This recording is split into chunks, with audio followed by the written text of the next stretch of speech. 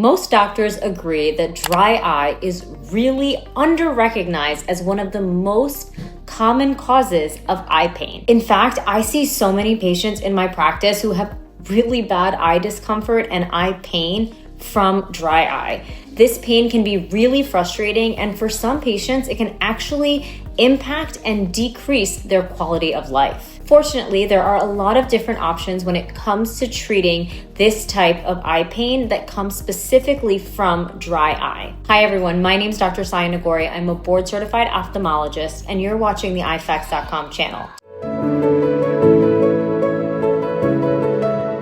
In today's video, we're gonna get into why dry eye causes pain and what you can do to get long-lasting relief. The crazy thing about dry eye is that you can have mild dry eye and not even know it and have zero symptoms, or you can have eye pain that is so significant and so severe that when I tell you the pain is from dry eye, the patient is actually shocked to hear it because dry eye does not seem like something that could cause pain. Patients will often ask, why does dry eye cause pain? Well, dry eye causes pain because the surface of the eye is just not getting enough moisture and protection from the tears. This then leads to irritation and damage over a period of time. Now, in normal healthy eyes, your eye's tears keep the eye smooth and comfortable.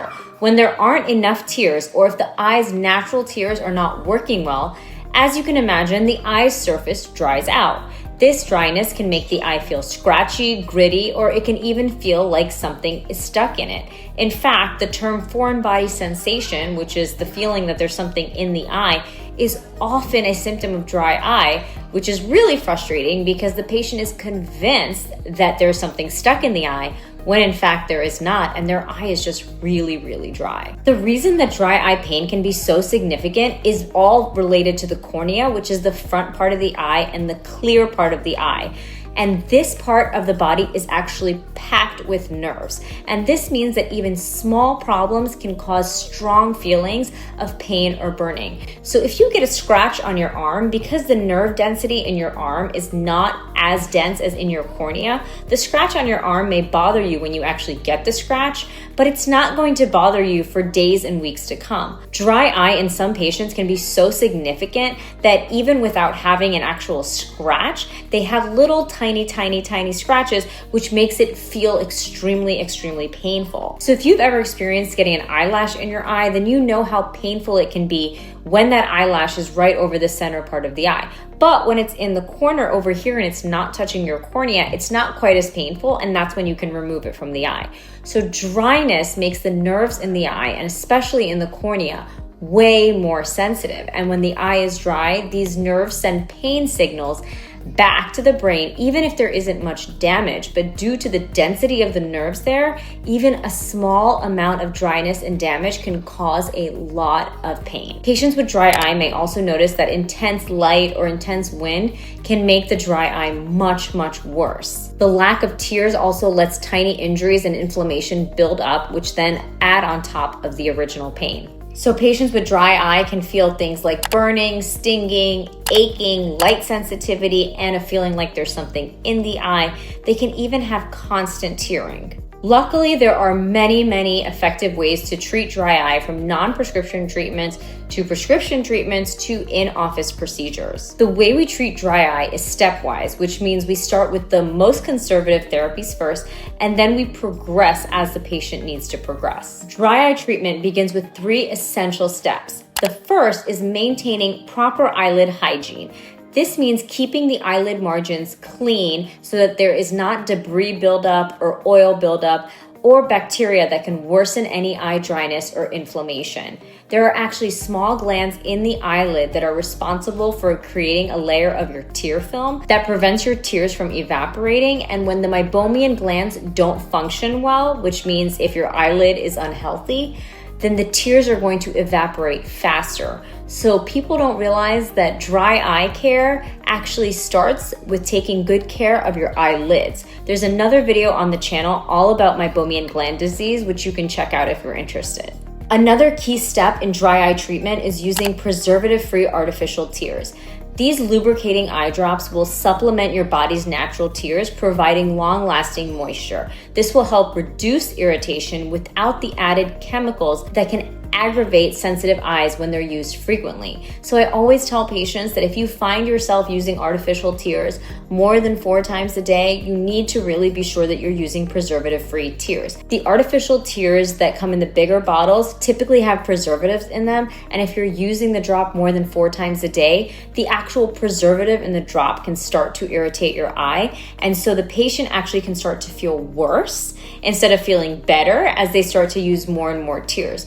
This is why switching to preservative-free tears, if you're using the drops more than 3 or 4 times a day, is so critical and important in dry eye treatment. Another important part of dry eye management that is often overlooked but can actually really help, especially for patients who are having dry eye pain, is to optimize your environment. So get a humidifier in the room that you work in. Make sure you don't have a fan blowing near your face. You can also even consider things like blue light glasses. Blue light glasses don't directly affect dryness, but they can help reduce digital strain, which can make pain from dry eye worse. Also, when you're using screens, in addition to blue light glasses, you're gonna want to remember to consciously take screen breaks. When we're doing any focused visual task, our blink rate goes down, and that can actually make the eye very dry. So if you notice that your dry eye is much worse or more painful when you're doing work, or you're at the computer, or you're driving, this is likely because you're doing a focused visual task, and that means your eye is not blinking enough. So one way to solve this is to actively take breaks and make sure you blink, and also keep artificial tears where you work so that you can continually hydrate your eyes as you're doing those focused visual tasks. So those are the first 3 things that you can try in dry eye treatment: artificial tears, eyelid hygiene, and lifestyle changes, environment optimization. Now, if you've already been doing all of these things, so let's say you're already treating your dry eye with artificial tears, you already have really good eyelid hygiene, but you're still not getting enough, you need to talk to your doctor about more advanced therapies. One treatment that we do in our office is something called punctal plugs. Now, these are tiny little plugs that are inserted into the tear drainage duct, which are actually in the skin, and it's called the puncta, hence the name punctal plugs.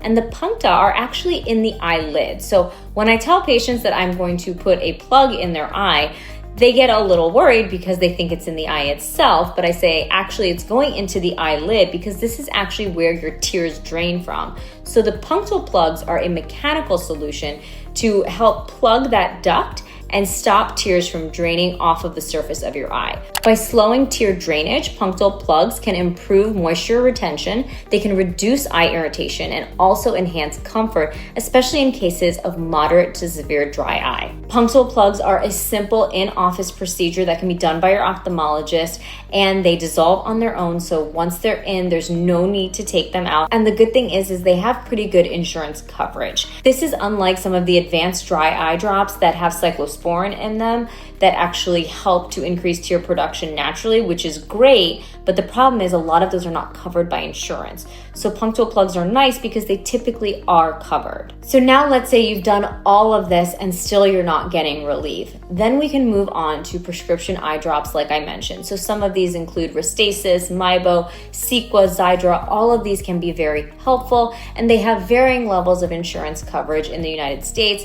And this is probably one of the biggest barriers to care when it comes to treating pain from dry eye. But if your doctor is able to show the insurance company that you have tried many other treatments and you are still having symptoms and discomfort and a decreased quality of life from your dry eye, you may be able to get it covered. Now, I have patients that have done all of these things and they still have dry eye symptoms. I know that's hard to believe, but some of these patients have chronic conditions like Sjogren's syndrome, and Sjogren's syndrome dry eye can be very, very challenging to deal with.